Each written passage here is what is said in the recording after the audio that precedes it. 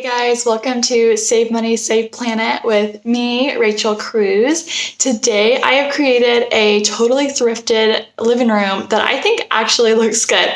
I really enjoy it because I think it represents me, it's environmentally conscious, and it's super budget friendly. So I'm going to give y'all 4 easy steps that I have followed to create this. So let's dive in and see how I made this.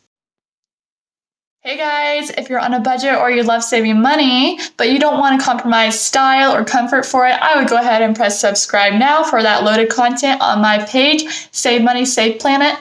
See y'all in the video. So guys, step 1, find 1 to 3 pieces that you already love, that you already own in your home. For me, I have this blue chair, I have my plants, and I have these orange pillows, as you can see in the back. So I already had these items and I used them as a guide to collect the rest of the items that I have in my space. So I used them as a color guide and a style guide. When you're looking for pieces, you want to look for pieces that match what you already have. So I have an orange pillow, a blue chair, and a green plant. So I don't want to find something that really clashes with those colors. I want to find my next piece that is gonna blend in with those colors and look really good and match with them as well. And so you don't want to just grab anything that's cute or a good price, because if you do this, you'll end up with a ton of items that don't go well together and individually you don't even like that much. Overall, you won't enjoy your room if you just fill it up with cheap items that you found.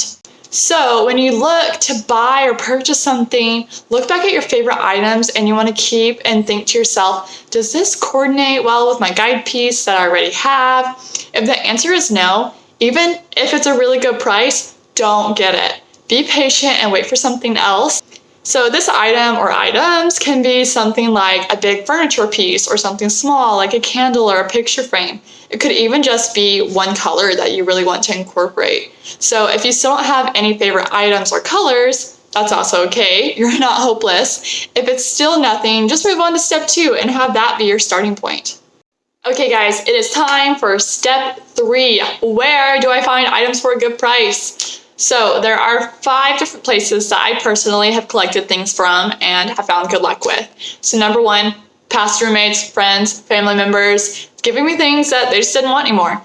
Number 2 would be thrift stores or secondhand stores. Number 3 would be Facebook Marketplace or things like Facebook Marketplace, eBay or Craigslist.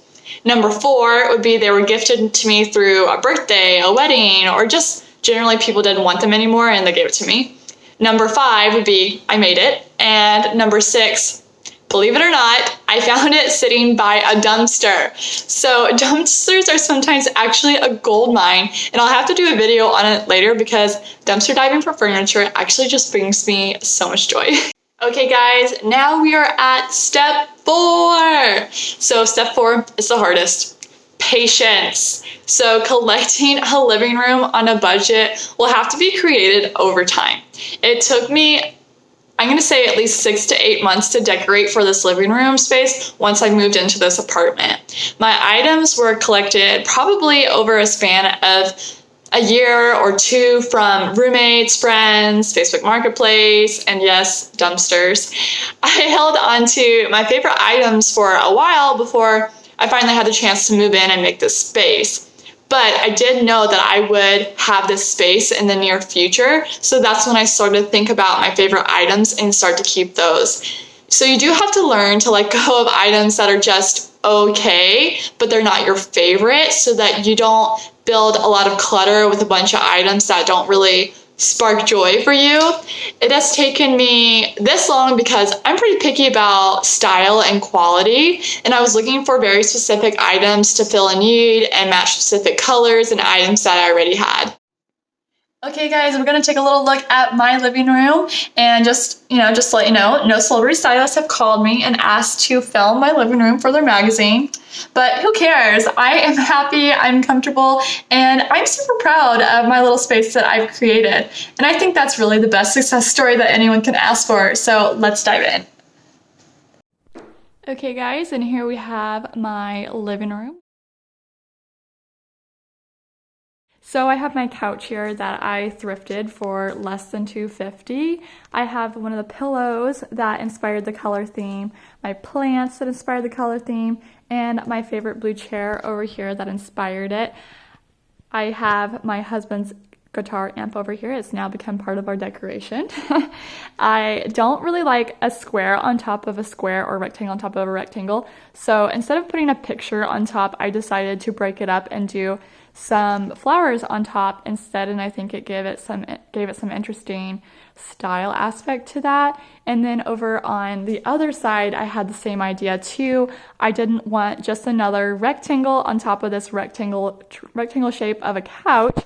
So I actually ended up making this little thing out of embroidery hoops along with some glue and some thread. It was super easy. I think it took me less than 10 minutes to make it, and I'm really happy with how it looks on top of all of this, and it really ties in with the other browns that I have on the table, whatever that thing is. This chair that I found literally by a dumpster, I had to fix it up because it did have this part was completely broken off, and I just glued it back together, and it's a little bit noticeable, and I plan to fix it more later, but for right now I'm pretty happy with my space. And that's it, guys. I think you just got to keep looking and get inspired, and you can also make something that you're super happy and proud of for a really great price. Thanks so much for watching Save Money, Save Planet Part 1 of my living room tour. Part 2 will be based more on the details of how I found these items and exactly where I found these items. So make sure that you like and subscribe so that you can be the first one to watch when it comes out. All right, guys, I'll see y'all later. Bye.